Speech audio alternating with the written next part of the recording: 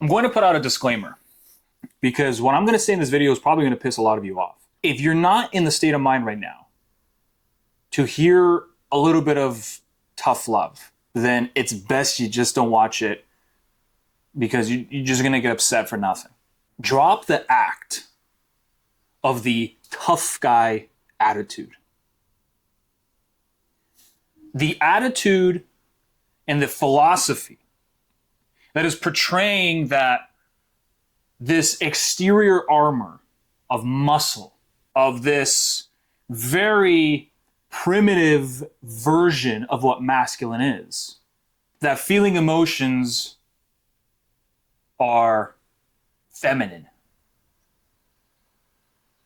that interacting with sensitivity and incorporating that, having a love for women, desiring to not sleep around aimlessly, or the desire to pursue faith and a connection to divine and a connection to spirituality.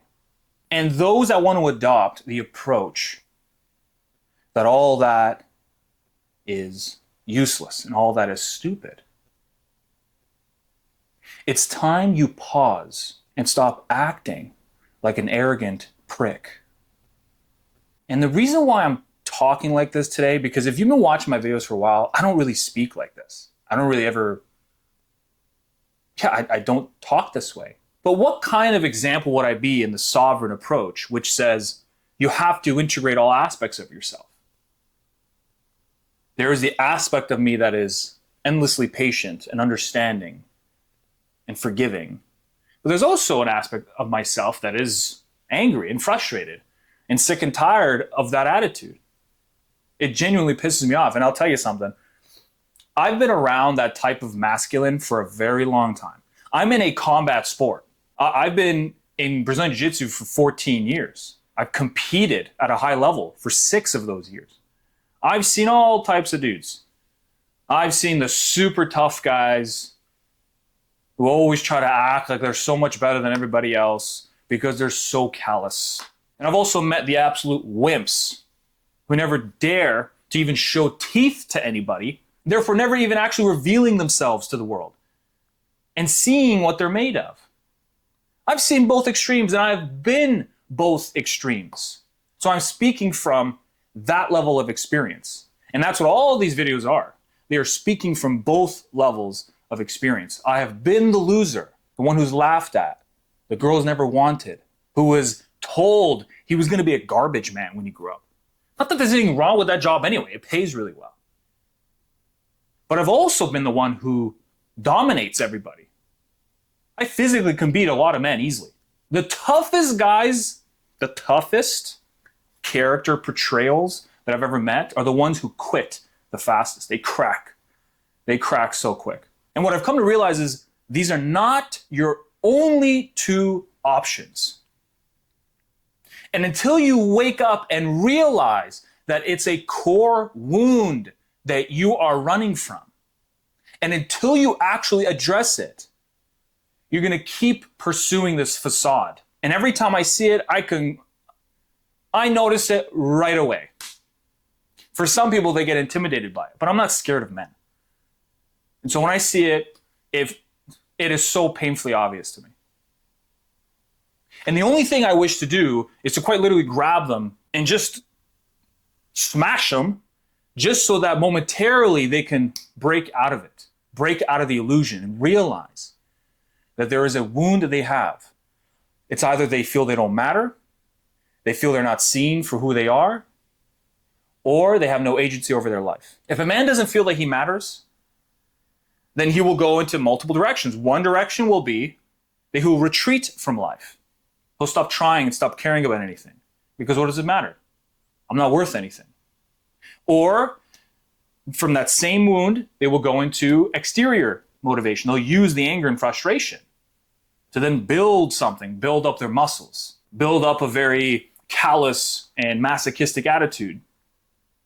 This sarcastic approach. Now, it is better, obviously, to build yourself physically, to acquire some money to pay your bills, to gain some material possession to give yourself a higher standard of life. There's nothing wrong with that. But to feel that that is the end all be all, and to be sitting in hopelessness, I get those words, man. I bunch them up. I don't care. To sit in that and to assume that's what it is, and then now to drag everybody else down with you. To say, why even try? Look, I've acquired wealth, and it means nothing. Look, I've retreated from social life. I've stayed away from those that upset me, and look, now I'm just lonely. And we endlessly seek to just bandage over top instead of getting down to the core. And the way you're going to do that is you have to suck it up, and you're going to have to feel uncomfortable feelings. And you have to forthrightly, with courage, pursue the discomfort. So that when you get in there, you can realize you were just a boy who was not quite literally accepted first for 100% of who they are. Do you matter? Every child born wants to know they matter inherently, irrationally. It's like a foundation to the psyche of the human being. They want to know that if they reveal all parts of themselves, and this isn't a be who you are. This is a reveal who you are. When a child shows all parts of themselves, the selfish, the greedy, the angry, the nonsensical, illogical, for a certain portion of their life, they need to do it, and they need us to see that we accept them 100% before then eventually, of course, we start to let them know of actions that are regressive versus progressive. And then it's up to the parent, and that's why things can go wrong. Because parents try and some parents fail. And that's just a part of life, which then will give you agency. Agency is the freedom to be without having to constantly just always suffocate yourself. I'm not saying that agency means selfishly pursuing every little thing you want at every moment. No, that is just a boy's world, a child's world. But instead, what I'm trying to convey is to own the responsibilities of your failures, of your inadequacies, and seeing everything of what you are. Holding it long enough to the point where you realize, I'm okay with this. This is part of me. And I can now build up from here. Doesn't mean if you make mistakes, you keep making the same mistakes. It means you recognize the mistake, you see it for what you've done. You accept that version of you that messed up. You don't hate them. You don't reject them. You love them. You incorporate them into your life. You forgive, accept, and move forward. And keep building and keep growing. But stop going in this constant bipolar experience. From one end of the spectrum is high hustle culture growth. And on the other end is complete retreating from life itself, entering fantasy and nihilism, and just dragging everybody down around you. One drags people down, one pushes people down.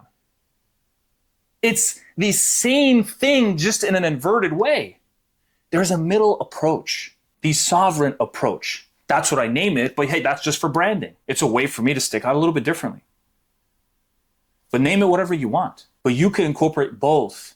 You can be the person to pursue and chase things, but you can also be the person who has sensitivity, and that's okay. And you can feel emotions, and you can love looking at flowers, and you can express a genuine, heartfelt compliment to somebody without thinking that makes you now a weak, brittle person. You can be in the middle, but you have to hang out in that discomfort. It is uncomfortable. That's something I wanted to share with you today. And this was honestly something that just came to my mind right off the bat in the morning. I was sitting on it and felt this agitation and decided to record with it to show the versions of myself you haven't seen. If there's one thing I want you to take from this video, is this: feel to reveal.